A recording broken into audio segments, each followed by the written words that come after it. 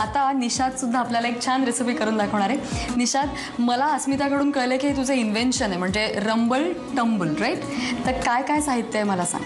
हे दूध, हे चॉकलेट बिस्किट्स, हे चॉकलेट सिरप आहे, ही ब्रेडचे क्रम्स आहेत, चेरीज, टूटी फ्रुटी, हे स्ट्रॉबेरीज आणि ब्लॅक ग्रेप्स, आणि हे दिस इज ग्रेटेड चॉकलेट.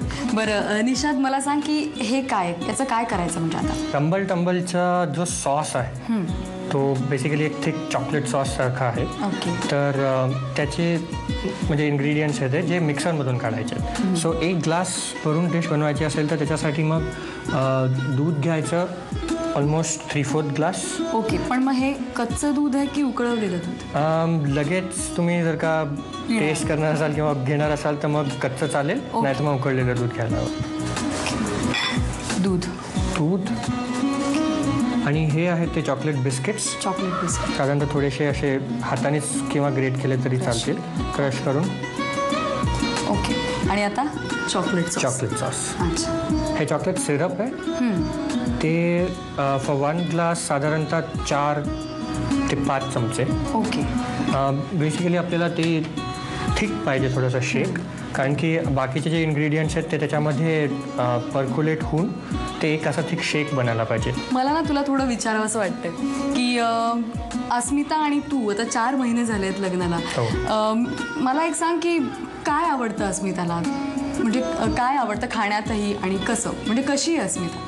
तिचा हट्ट असतो की हट्ट किंवा तिला आवड आहे खूप, म्हणजे बाहेर फिरायची आणि बाहेर जायची.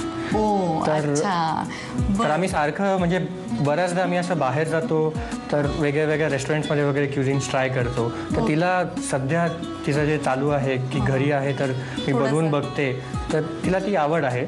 तर त्याच्यामुळे आम्ही मग तिचा हट्ट पण चालू असतो आणि मला पण त्याची आवड असल्यामुळे ते ऑटोमॅटिकली होऊन जातं. अच्छा, म्हणजे आउटिंग्सची फिरायची आवड आहे. हो. ओके, मग सगळ्यात पहिले तू कुठे तिला फिरायला घेऊन गेला?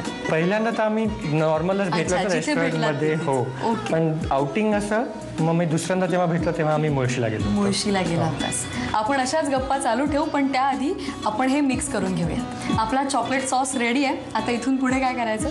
सगळे इन्ग्रेडियंट्स आपण बेसिकली एका ग्लासमध्ये घेणार आहेत आणि ते लेयर्ड असल्यामुळे ते एकानंतर एक त्याच्यामध्ये टाकायचं. सो पहिल्यांदा बिस्किट्स, सेम ते चॉकलेट बिस्किट्सचे होते ते.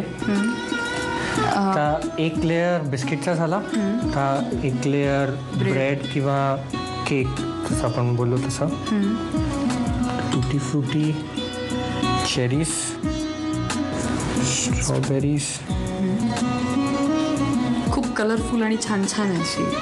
हो, ही अशी दिसताना खूप कलरफुल दिसते. एकदा चॉकलेट गेल्यानंतर मग तो चॉकलेटचा कलर ओव्हरटेक्स एव्हरीथिंग. अच्छा, हे ग्रेप्स, ब्लॅक ग्रेप्स. आणि एंड इट विथ हे नाही टाकलं, हे काय? ते ग्रेटेड चॉकलेट आहे, ते आपण लास्टला वरून टाकायचं, म्हणजे ते ते दिसतं छान. अच्छा, 5 लेअर तयार झाले. हो. ओके. सो हे लेअर झाल्यानंतर आपण आपलं चॉकलेट सॉस. ते दिसायला आत्ताच पटकन खावं प्यावं असं वाटतंय. ओके, ठीक आहे. आता हे तयार झालंय. हे आता तयार आहे, पण ह्याला जमू द्यायचं. सो ह्याला 20 मिनिट्ससाठी फ्रीजमध्ये ठेवायचं. ओके, आणि तू हे म्हणालास ते फ्रीजमधून काढल्यानंतर मग तू त्याच्यावर गार्निशिंग. अशा रीतीने आपलं रंबल टंबल तयार होत आहे. पण तुम्ही साहित्य आणि कृती लिहून घ्या. रंबल टंबल बनवण्यासाठी लागणारं साहित्य: कच्चं दूध, chocolate biscuits, chocolate syrup, bread crumbs, cherries, टूटी फ्रुटी, स्ट्रॉबेरीज, काळी द्राक्ष आणि किसलेलं चॉकलेट. कृती: प्रथम एका बाउलमध्ये पाऊण ग्लास दूध घेऊन त्यामध्ये चॉकलेट बिस्किटचा चुरा आणि 4 ते 5 चमचे चॉकलेट सिरप घालून हे मिश्रण मिक्सर मधून काढून चॉकलेट सॉस तयार करावा. सर्व्ह करताना ग्लासमध्ये आधी चॉकलेट बिस्किटचे तुकडे घालावेत, त्यावर ब्रेड क्रम्स, टूटी फ्रुटी, चेरीज, स्ट्रॉबेरीज आणि काळी द्राक्ष घालावीत, त्यावर पुन्हा चॉकलेट बिस्किटचे तुकडे आणि चॉकलेट सॉस घालावा. फ्रीज मध्ये 20 मिनिटं सेट करावं आणि डेझर्ट सर्व्ह करावं.